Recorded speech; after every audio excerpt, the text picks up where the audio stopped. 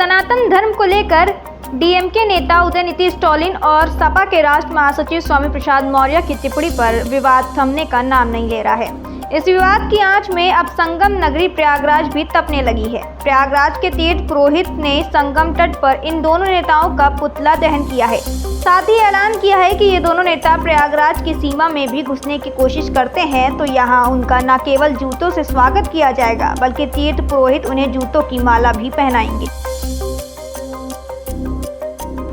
उत्तर प्रदेश के अयोध्या जिले में श्री राम के भव्य मंदिर का निर्माण कार्य चल रहा है। कुछ हिस्सों का निर्माण कार्य तो अंतिम चरण में पहुंच गया है। ऐसे में भक्तों की उत्सुकता को देखकर उत्तर प्रदेश का पर्यटन विभाग भी लवरेज एक अधिकारी की ओर से बताया गया है कि अगले साल 10 करोड़ से ज्यादा श्रद्धालुओं के अयोध्या आने की संभावना है।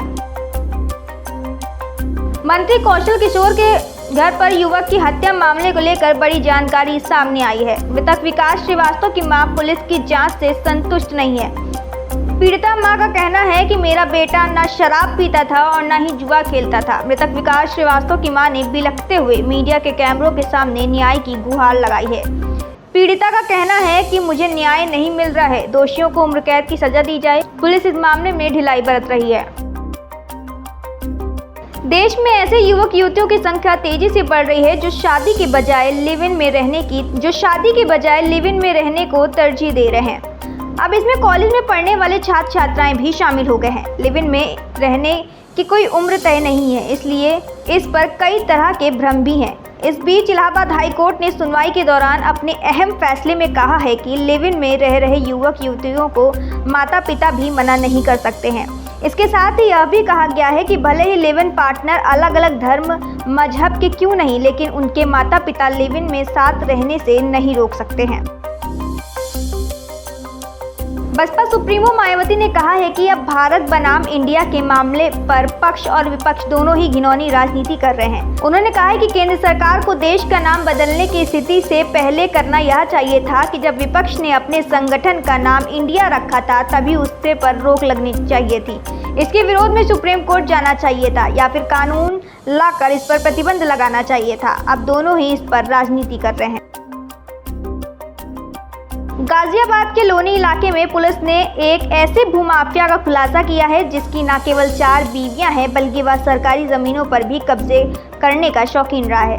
इलाके में उसके बारे में कई तरह के किस्से मशहूर हैं। पुलिस ने उसकी करोड़ों की संपत्ति को कुर्क कर लिया है। पुलिस ने कुर्की से पहले बाकायदा ढोल बजवा कर ऐलान किया है और फिर उसकी करोड़ों की संपत्ति पर कुर्की का नोटिस चस्पा किया।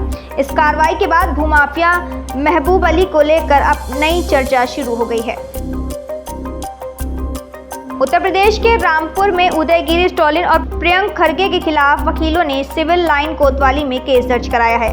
दोनों के खिलाफ मामला सनातन धर्म को लेकर की गई टिप्पणी की बात दर्ज कराया गया है। तमिलनाडु के मंत्री उदयनिधि स्टालिन के खिलाफ दर्ज एफआईआर को लेकर यूपी के मंत्री और भाजपा नेता अनिल राजभर ने कहा है कि हमारा देश और मोदी सरकार किसी को भी सनातन धर्म को नुकसान नहीं पहुंचाने देगा। हम उन लोगों का स्वागत करते हैं जिन्होंने उनके खिलाफ एफआईआर दर्ज की है। उत्तर प्रदेश में 12 दिन पहले शुरू हुआ घोषी केस घमासान 5 सितंबर को समापन हो गया है। छिटपुट बहस और तमाम आरोप प्रत्यारोप के बीच संपन्न हुए मतदान के बाद हार जीत का गुणागणित तेज हो गया है।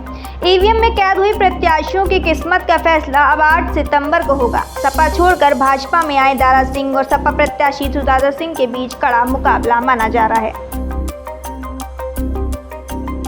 लखनऊ से गोरखपुर पटरौना जा रहे परिवहन विभाग के बस में मंगलवार रात आग लग गई। बस के टायर में आग लगी थी। हालांकि ड्राइवर को समझदारी से आग को बुझा लिया। इस दौरान 15 यात्री बस में सफर कर रहे थे।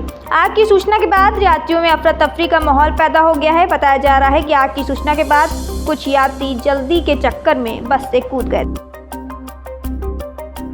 दिल्ली से सटे नोएडा में धारा 144 लगा दी गई है। साथ ही किसी भी सार्वजनिक स्थल पर धार्मिक गतिविधियों पर रोक लगाई गई है। गौतम बुद्ध नगर के अतिरिक्त पुलिस उपायुक्त हृदेश कठेरिया ने कहा है कि 6 से 7 सितंबर को जन्माष्टमी, 7 सितंबर को चेहल्लुम और 12 सितंबर को ग्रेटर नोएडा में द्रोणाचार्य मेला को देखते हुए ये आदेश जारी किया गया है। इस दौरान पूरे नोएडा और ग्रेटर नोएडा में किसी भी तरह के गैर कानूनी सम्मेलनों पर रोक लगी है। बने रहे हमारे साथ, देखते रहें पब्लिक न्यूज़ टीवी।